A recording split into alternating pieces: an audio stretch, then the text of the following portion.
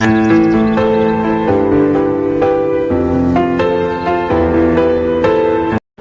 All. Summer వచ్చిందంటే చాలు నేనైతే ఏదో ఒక రెసిపీ ట్రై చేస్తూనే ఉంటా. అంటే ఖాళీగా ఉండలేము కదా, హాలిడేస్ ఏదో ఒకటి చేయాలనిపిస్తుంది. సో అందుకని నేను మా చిటిపొట్టి గ్యాంగ్ ఉంటుంది కదా, మా చెల్లి వాళ్ళు, మా తమ్ముడు వాళ్ళు, సో మేమందరం అయితే ఒక రెసిపీ చేస్తున్నాం. వీడియో అయితే మా చెల్లి తీస్తుంది. ఆ రెసిపీ ఏంటా అని మీరైతే థంబ్నెయిల్ చూసే ఉంటారు కదా. సో ఎస్, బాలామృతంతో మేము బూరెలు చేయబోతున్నాం. ఈ రెసిపీ ప్రిపేర్ చేసుకోవడానికి మనకి ఏదో పెద్ద పెద్ద ఇంగ్రీడియంట్స్ ఉండాల్సిన అవసరం లేదు.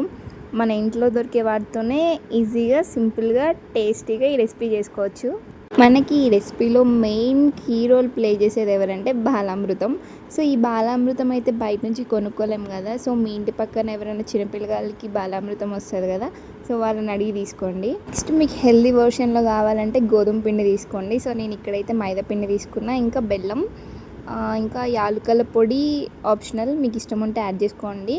ఇంకా షుగర్ అవి ఇవి ఏం యాడ్ చేసుకోవాల్సిన అవసరం లేదు, ఎందుకంటే బాలామృతంలో షుగర్ ఉంటుంది కాబట్టి. మీరు స్వీట్ లవర్స్ అయితే కొంచెం బెల్లం ఎక్స్ట్రా యాడ్ చేసుకోండి, లేకపోతే చూసి యాడ్ చేసుకోండి. ఎక్కువ స్వీట్ అయితే మాత్రం అస్సలు తినలేం. ఈ 4 ఇంగ్రీడియంట్స్ ఉంటే సరిపోతుంది.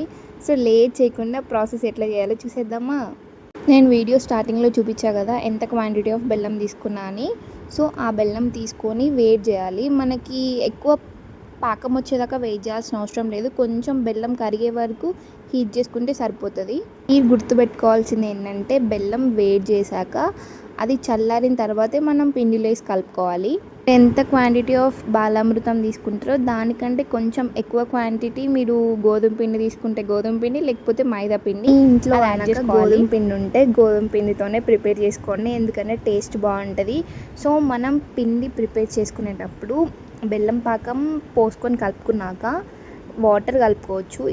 ఇన్ కేస్ మీరు ఎక్కువ రోజులు స్టోర్ చేసుకోవాలనుకుంటే బెల్లం పాకమే కలుపుకొని మొత్తం, లేదంటే నార్మల్గా వాటర్ కలుపుకుంటే సరిపోతుంది. బాలామృతంతో చాలా వెరైటీస్ ఆఫ్ రెసిపీస్ ట్రై చేస్తూ ఉంటారు కదా. సో మీరేమేమి రెసిపీస్ ట్రై చేస్తారో నాకు కమెంట్లో చెప్పండి.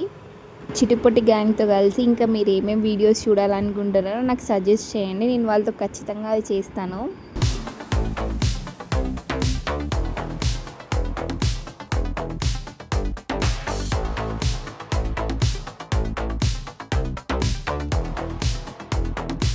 ఇది కలుపుకోవటం అయిపోయినాక ఒక 5 minutes ఆర్ 1 hour కూడా మీకు టైం ఉంటే పక్కన పెట్టేసుకోవచ్చు. ఆఫ్టర్ 1 hour తర్వాత చేసుకుంటే ఇంకా బాగా వస్తాయి, లేదా అప్పటికప్పుడు కూడా చేసుకోవచ్చు మీకు టైం లేకపోతే. నేనైతే కొంచెం వాటర్ తక్కువ పోసుకున్నాను అనుకుంటా, అందుకనే పిండి గట్టిగా అయిపోయింది. సో మీరు ప్రిపేర్ చేసుకునేటప్పుడు అయితే చూసి ప్రిపేర్ చేసుకోండి, ఎంత అయితే వాటర్ రిక్వైర్ ఉంటుందో అంత పోసుకుంటే సరిపోతుంది. దీన్ని బాల్స్ లాగా చేసుకునేటప్పుడు అయితే ఒక బౌల్లో ఆయిల్, గీ తీసుకోవచ్చు. ఎందుకు ఆయిల్ ఆర్ గీ తీసుకోవాలంటే మనం తీసుకొని బాల్స్ చేసుకునేటప్పుడు పిండి చేతికి అందకుండా ఉంటుంది. మీకు పెద్ద బూరెలు కావాలంటే ఎక్కువ పిండి తీసుకోండి, లేకపోతే చిన్న చిన్నవి కావాలనుకుంటే కొంచెం తక్కువ పిండి తీసుకోండి.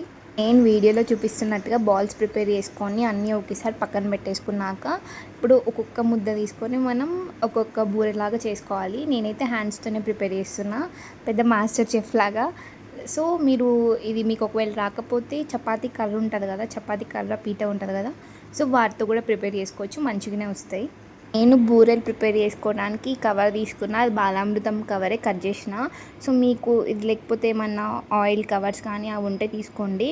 ఫస్ట్ మనం ఆ బూరెలు ప్రిపేర్ చేసే ముందు ఆయిల్ అప్లై చేసుకోవాలి, లేకపోతే పిండి మొత్తం దానికి అతుక్కపోతుంది. సో నేను ఇప్పుడు వీడియోలో చూపిస్తున్నట్లుగా ప్రిపేర్ చేసుకోవాలంటే టైం ఎక్కువ పడుతుంది. సో మా దగ్గర అంత టైం లేదు అనుకుంటే చపాతీ కర్రాను పీట ఉంటుంది కదా, సో దాంతో చేసేసుకుంటే ఈజీగా అయిపోతుంది. మీరు బూరెలు హ్యాండ్స్తో ప్రిపేర్ చేసుకున్నప్పుడు హ్యాండ్స్కి ఆయిల్ అప్లై చేసుకోండి, లేకపోతే పిండి అనేది హ్యాండ్స్కి అతుక్కపోయి సరిగ్గా రావవి.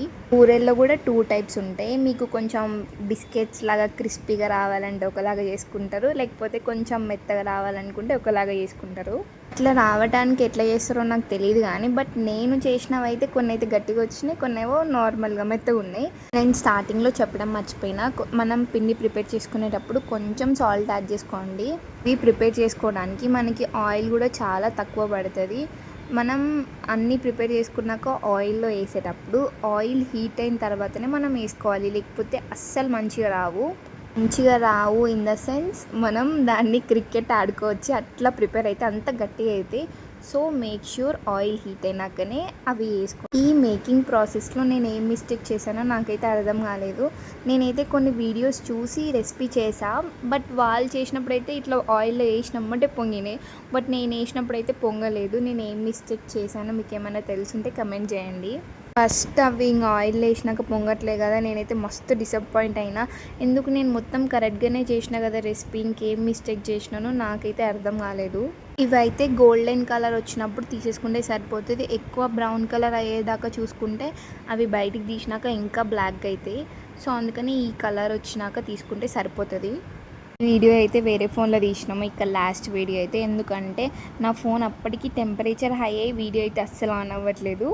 సో ఫైనలీ అన్నీ ప్రిపేర్ చేసుకున్నాక తింటే ఎంత బాగుందో అసలు. వీడియో నచ్చితే ఏం చేయాలో తెలుసు కదా, సబ్స్క్రైబ్.